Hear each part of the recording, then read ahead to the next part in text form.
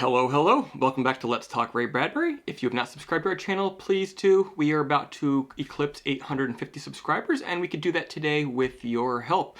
Let's Talk Ray Bradbury is the part of Let's Talk where I discuss the short stories of Ray Bradbury. Typically, these videos involve a brief synopsis, and then I will add a few thoughts at the end just to tell you what I thought. And the whole point here is to continue through a collection of 100 Bradbury short stories and really take a deep look into a large swath of his short story past. There are many hundreds of other stories, but these are some of his favorites, some of his best that were collected a few years ago, just prior to his death.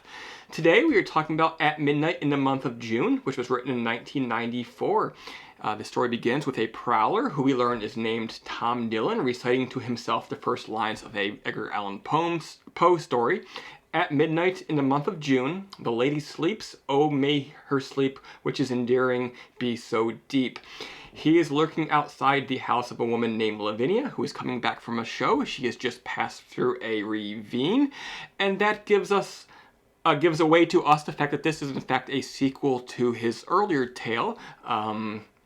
The whole town is sleeping, where a prowler killed 5 women by strangling them, I believe, and a group of young ladies went to a show in town, and they took a dangerous path on their way home and were pursued. That story ended with the prowler ending up in Lavinia's house, as he is now. The killer, in this story, we are in his mind rather than in the mind of Lavinia.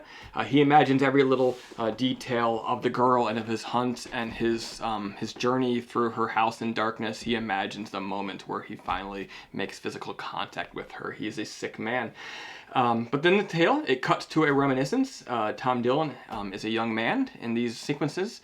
He's playing hide and seek with his friends as a kid, and he's the type of hide and seeker who will never give up, even if you think you've seen him up in a tree. He will not reveal himself. He will never give up hunting or seeking. This sort of carries through for several paragraphs into the future. And eventually sort of comes back around to real time, where he is in fact waiting on Lavinia, and he has now killed her. He then leaves the house. He goes to a diner in town. He orders a glass of milk and some graham crackers like a child would after coming in from a game of hide and seek, with his mother waiting inside to give him a treat. And he meanwhile does take a moment to call the police on a payphone to ensure that someone will go out and find her dead body, just to ensure that his game has a sadistic end and the public knows about it.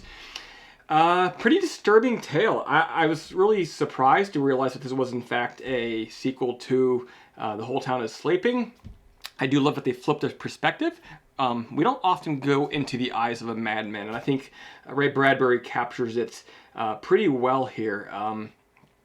Story is low on plot, and that's fine because it is high on tension and high on sort of this weird sadistic darkness and beauty.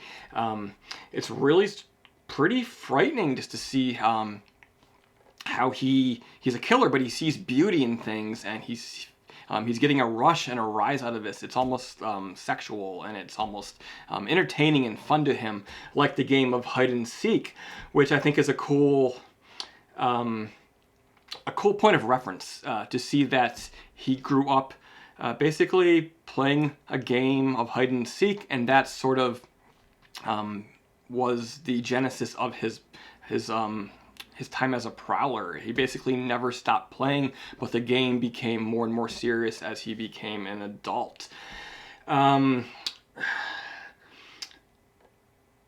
Just to wrap things up,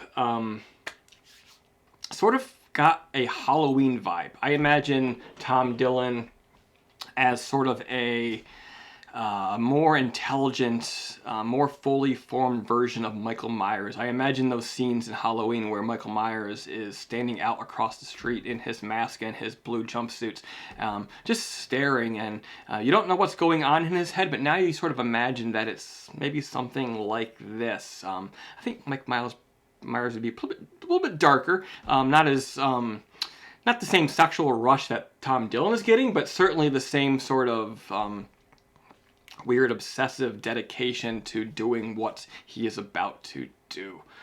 At midnight in the month of June 1954, Ray Bradbury. As far as the tales from Bradbury I've been reading recently, this is a really good one. This one stands out. Some of the other ones have been kind of mediocre. I was really pleased with this one. It was a surprise to me. And if you like this story, if you like this video, comments will be open now, so be sure to sound off below. Give this video a thumbs up, subscribe, and I'll be back soon with a review of The Witch Door. That is our next tale in this collection, Bradbury Stories, and I look forward to reading it and sharing my thoughts with you. See you later.